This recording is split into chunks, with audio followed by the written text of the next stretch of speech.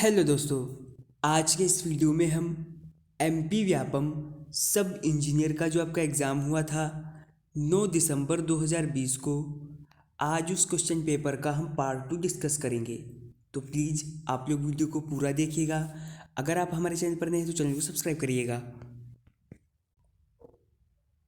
और आप एमपी व्यापम सब इंजीनियर के अब तक के जितने भी एग्ज़ाम हुए हैं उनके प्रीवियस ईयर के क्वेश्चन पेपर और आल सब्जेक्ट के हिंदी या इंग्लिश में हैंड नोट्स चाहते हैं तो आप हमें इस व्हाट्सएप नंबर पर कांटेक्ट कर सकते हैं।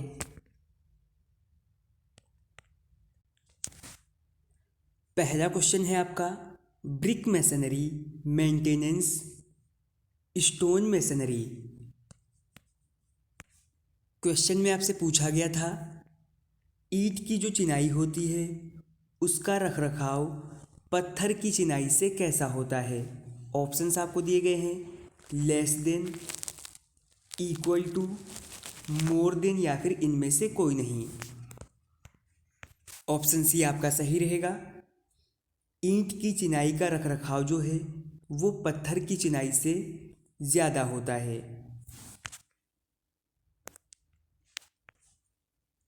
अगला क्वेश्चन है आपका सर्वे इंजीनियरिंग से। Which of the following is not a type of cross staff, यानी निम्नलिखित में से कौन सा एक गुनिया का प्रकार नहीं है। यहाँ पर आपको ऑप्शन दे रखे हैं French cross staff, closed cross staff, adjustable cross staff या फिर open cross staff. Option B आपका सही रहेगा। क्लोज्ड क्रॉस स्टाफ जो है ये आपके क्रॉस स्टाफ का प्रकार नहीं है और बाकी आपके French cross staff, adjustable cross staff और ओपन क्रॉस स्टाफ जो हैं ये आपके गुनिया के प्रकार हैं। क्वेश्चन नंबर 3 है आपका हाइड्रोलिक इंजीनियरिंग से।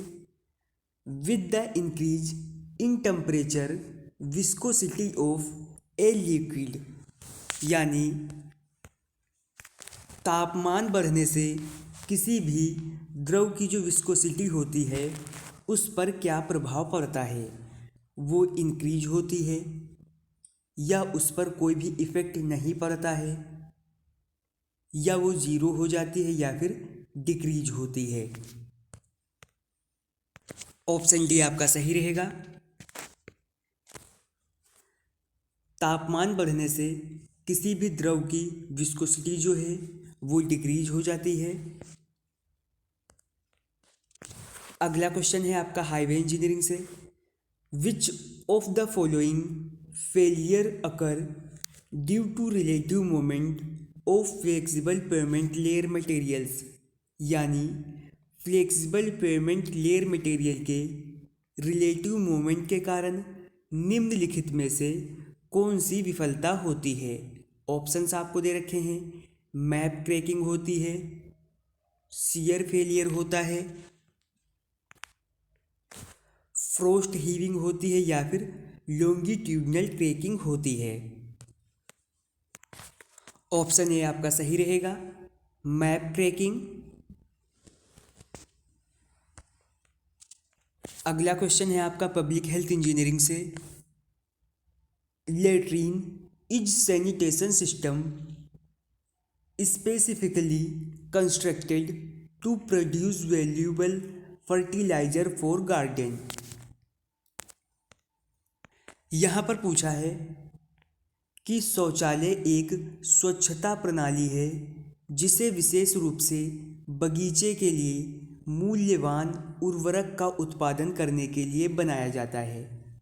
तो किसे बनाया जाता है, सिंगल पिट को, सेप्टिक पिट को, कंपोस्ट पिट को या फिर डबल पिट को।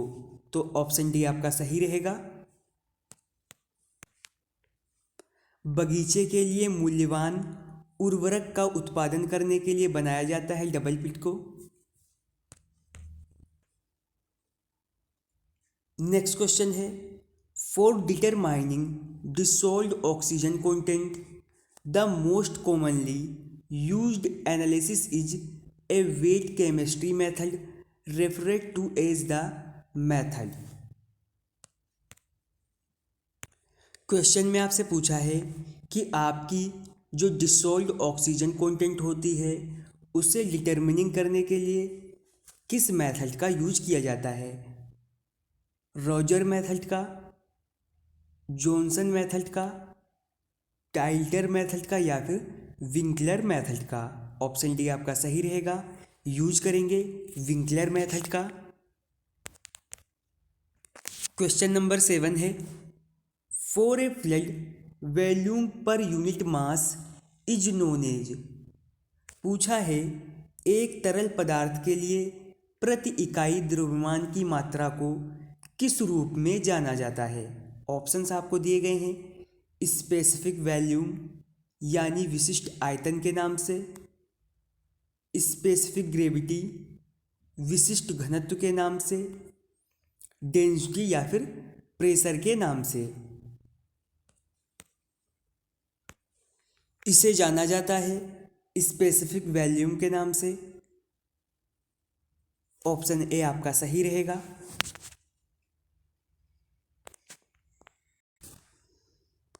क्वेश्चन नंबर 8 है, most suitable method used for drilling bore holes in hard soils और सॉफ्ट रॉक स्ट्रेटा इज। यानी ठोस मिट्टी या नरम चट्टान में बोर होल ड्रिल करने का सबसे उपयुक्त तरीका कौन सा है। ऑप्शंस आपको दे रखे हैं, Agar boring, परकसन drilling, rotary drilling या फिर वॉश बोरिंग। ऑप्शन बी आपका सही रहेगा, परकसन ड्रिलिंग।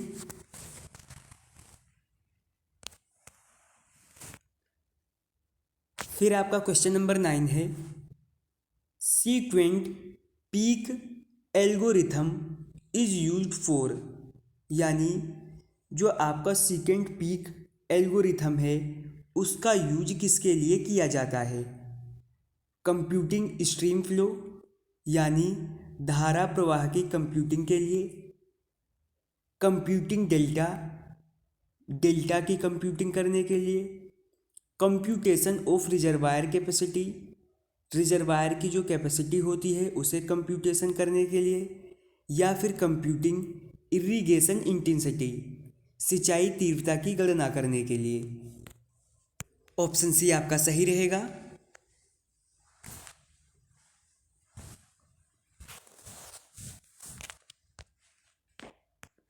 अगला क्वेश्चन है आपका सॉइल इंजीनियरिंग से, which one of the following laboratory method is most suitable for the determination of coefficient of permeability for a fine grand soil.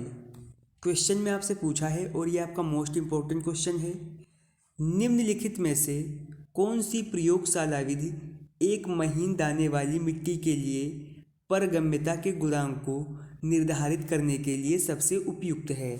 Options आपको दे रखे हैं, कांस्टेंट हेड परमेबिलिटी टेस्ट या triaxial test, pumping in and out test या फिर falling head permeability test. Option D आपका सही रहेगा, falling head permeability test. अगला क्वेश्चन है, the process in which dilute solution of sodium silicate is applied to timber to give it resistance to fire is called। Question में आपसे पूछा है sodium silicate का तन विलयन आग को प्रतिरोध देने के लिए लकड़ी पर लगाया जाता है, इस प्रक्रिया को क्या कहा जाता है। स्पेशल केमिकल प्रोसेस, विशेष रासायनिक प्रक्रिया कहते हैं, टिम्बर फायर प्रूफिंग, चारिंग या फिर सरएबल प्रोसेस। ऑप्शन डी आपका सही रहेगा, इसे कहते हैं सरएबल प्रोसेस।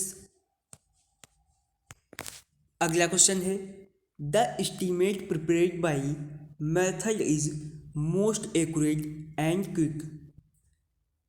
किस विधि द्वारा तैयार किए गए अनुमान जो हैं वो सबसे शुद्ध और त्वरित होते हैं? सेंटर लाइन मेथड द्वारा, पार्टियली क्रॉस वॉल द्वारा या फिर long wall and short wall द्वारा? ऑप्शन ए आपका सही रहेगा। सेंटर लाइन मेथड द्वारा जो तैयार किए गए एस्टीमेट होते हैं वो सबसे शुद्ध और त्वरित यानी जल्दी होते हैं।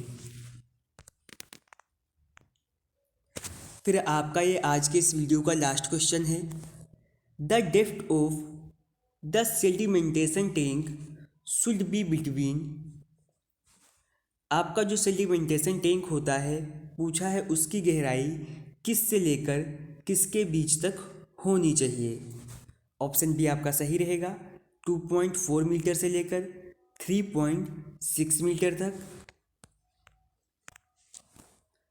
आज के इस वीडियो में हमने एमपी व्यापम सब इंजीनियर का जो आपका एग्ज़ाम हुआ था 9 दिसंबर 2020 को, उस क्वेश्चन पेपर का पार्ट 2 हमने कवर कर लिया है। और अगर आप एमपी व्यापम सब इंजीनियर के आपके अब तक के जितने भी एग्ज़ाम हुए हैं उन सारे क्वेश्चन पेपर की प्लेलिस्ट आप वीडियो की प्लेलिस्ट में जाकर देख सकते हैं।